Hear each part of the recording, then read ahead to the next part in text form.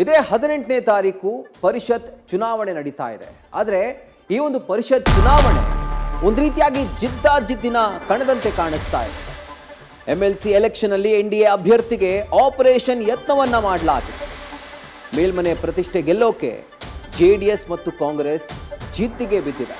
5ನೇ ಅಭ್ಯರ್ಥಿಯನ್ನ ಈಗಾಗಲೇ ಕಾಂಗ್ರೆಸ್ ಕಣಕ್ಕಿಳಿಸಿದೆ.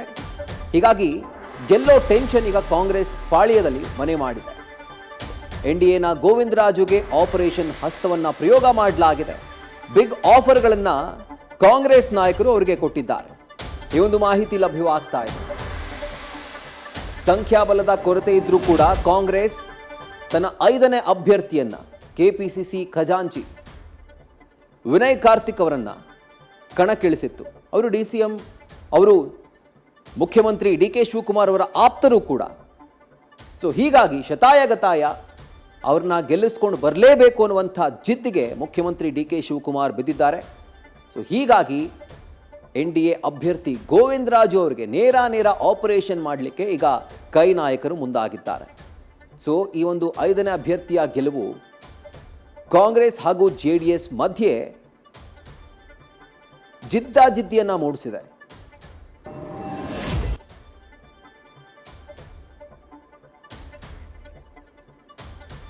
ಆಡಳಿತಾರೂಢ ಕಾಂಗ್ರೆಸ್ ಮೈತ್ರಿ ಪಡೆ ನಡುವೆ ಈಗ ಜಿದ್ದಾಜಿದ್ದಿ ಏರ್ಪಟ್ಟಿರುವಂಥದ್ದು. ಕಾಂಗ್ರೆಸ್ ಮತ್ತು ಮೈತ್ರಿ ಪಡೆ ಅಂದರೆ NDA ಕೂಟ ಶತಾಯಗತಾಯ ಬಿಟ್ಕೊಡಬಾರದು ಅನ್ನುವಂಥ ಜಿದ್ದಿಗೆ ಬಿದ್ದಿದ್ದಾವೆ.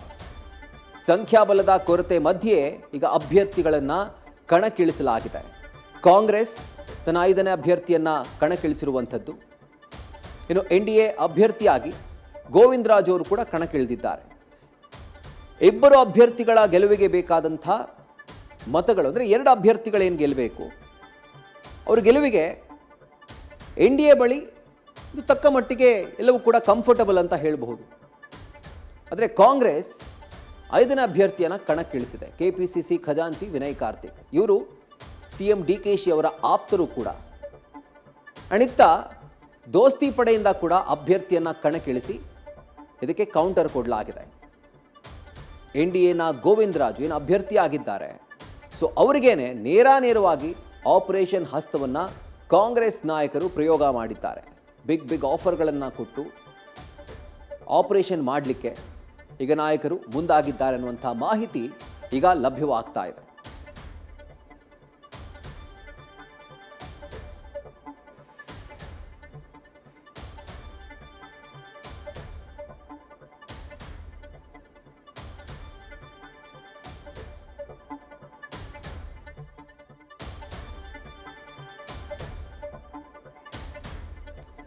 CM DKಶಿಗೆ ರಾಜಕೀಯವಾಗಿ ಎದುರಾಗಿರುವ ಮೊದಲ ಸವಾಲಿದು. ಪರಿಷತ್ ಪ್ರತಿಷ್ಠೆ ಗೆಲ್ಲೋಕೆ ಕನಕಪುರ ಬಂಡೆ ರೆಸಾರ್ಟ್ ಪಾಲಿಟಿಕ್ಸ್ ತಂತ್ರ ರೂಪಿಸಿದ್ದಾರೆ. ಬೆಂಗಳೂರು ದಕ್ಷಿಣ ಜಿಲ್ಲೆಯ ಬಿಡದಿಯಲ್ಲಿರುವಂಥ ವಂಡರ್ಲಾ ರೆಸಾರ್ಟ್ನಲ್ಲಿ ಶಾಸಕಾಂಗ ಸಭೆಯನ್ನು ಕರೆಯಲಾಗಿದೆ. ಜೂನ್ 16ರ ಸಂಜೆ ಈ ಸಭೆ ಆಯೋಜನೆ ಆಗಿದೆ. ಇನ್ನು ಕುತೂಹಲ ಅಂದರೆ ಜೂನ್ 16, 17ರಂದು ವಂಡರ್ಲಾ ರೆಸಾರ್ಟ್ನ 80 ರೂಮ್ಗಳನ್ನು ಬುಕ್ ಮಾಡಲಾಗಿದೆ. ಶಾಸಕರ ಅಡ್ಡ ಮತದಾನ ಆತಂಕದಲ್ಲಿರುವಂಥ CM DKಶಿ ತಮ್ಮ ಕಟ್ಟಾ ಬೆಂಬಲಿಗ ವಿನಯ್ ಕಾರ್ತಿಕ್ ಗೆಲ್ಲಿಸೋಕೆ ಪಣ ತೊಟ್ಟಂತೆ ಕಾಣಿಸ್ತಾ ಇದೆ. ಜೂನ್ 18ರಂದು ಸೀದಾ ರೆಸಾರ್ಟ್ನಿಂದನೇ ಶಾಸಕರು ವಿಧಾನಸೌಧಕ್ಕೆ ಬಂದು ಮತದಾನ ಮಾಡಲಿದ್ದಾರೆ ಅಂತ ಗೊತ್ತಾಗಿದೆ. ಇನ್ನು ಈ ಬಗ್ಗೆ ಲೋಕೋಪಯೋಗಿ ಸಚಿವ ಸತೀಶ್ ಜಾರಕಿಹೊಳಿ ಕೂಡ ಮಾತನಾಡಿದ್ದಾರೆ. ಬನ್ನಿ ನೋಡೋಣ.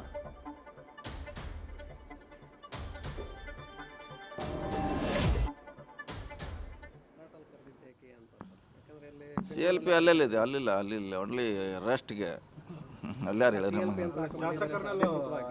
ಶಾಸಕರಿಗೆಲ್ಲ ಕಲಿಸ್ಬೇಕಲ್ಲ, ಯಾರು ಓಟಿಯಲ್ಲಿ ಮತ್ತೆ ತಪ್ಪಬಾರ್ದಲ್ಲ. ಆ ಕಡೆ ಹಾಕಿದ್ರೆ ಮೊದಲೇ 28ಕ್ಕೂ ಅಷ್ಟೇ ಶಾರ್ಟ್ ಇದೆ. ಕರೆಕ್ಟಾಗಿ ಎಲ್ಲ ಪ್ರಾಕ್ಟೀಸ್ ಮಾಡಬೇಕಲ್ಲ ನಾವೆಲ್ಲ. 1, 2, 3, 4 ಹಿಂಗೆಲ್ಲ ಕರೆಕ್ಟಾಗಿ ತಪ್ಪಬಾರ್ದಲ್ಲ. ತಪ್ಪಿರಿ ಮತ್ತೆ ಔಟೇ.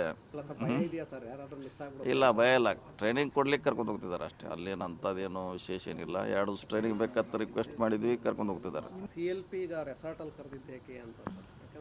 CLP ಅಲ್ಲೆಲ್ಲಿದೆ, ಅಲ್ಲಿಲ್ಲ ಓನ್ಲಿ ರೆಸ್ಟ್ಗೆ ಅಲ್ಲಾರು ಹೇಳಿದ್ರೆ ಶಾಸಕರಿಗೆಲ್ಲ ಕಲಿಸ್ಬೇಕು. ನ್ಯೂಸ್ ಫಸ್ಟ್ ನಿರ್ಭೀತಿಯಿಂದ ನಿಮ್ಮ ಪರವಾಗಿ.